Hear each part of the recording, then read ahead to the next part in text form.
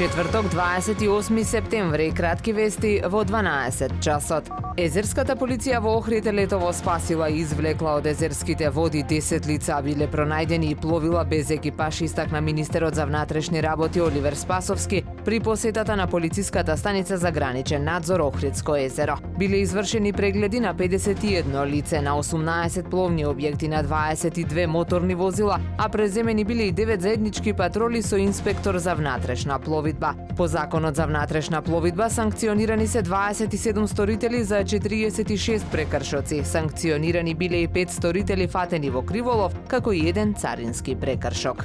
И овој септември комплетната екипа на Охридското Супер радио и активистот Жанко Зашголавовски со силна поддршка за лицата со мултипла склероза. Веќе 5-та година поред во месецот посветен на овие лица се реализираа искачување на повеќе врвови како кораб, магаро, црн камен, лакосигној, ученички планинарски марш, како и крводарителска акција. Септемвриските настани ќе бидат заокружени со искачување на врвот Вихрен во соседна Бугарија следната недела. Голавовски нагласи дека тука нема да застанеме и поддршка од нас за лицата со мултипла склероза ќе има во текот на целата година. Од денес до недела Охрид и регионалниот центар за средно стручно образование и обука Ванчо Питошевски се домаќини на 11-тиот меѓународен надпревар на ученици од угостителски и туристички училишта ГАТУС 2023. Директорот во изјава за Супер радио изрази огромна чест и задоволство што ќе бидеме домаќини на овој значаен надпревар, каде наши ученици постигнале забележителни успеси. 200 учесници од 15 училишта од земјите од поранешна Југославија ќе се надпреваруваат во дисциплините готварство, угостителско послужување и подготовка на туристички аранжман со посебен акцент на планинскиот рурален туризам.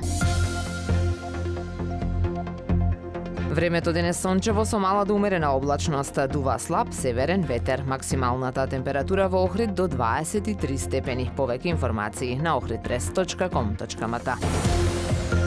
Уредник и водител на вестите Даниела Спасик. Технички реализатор Реджеп Селман.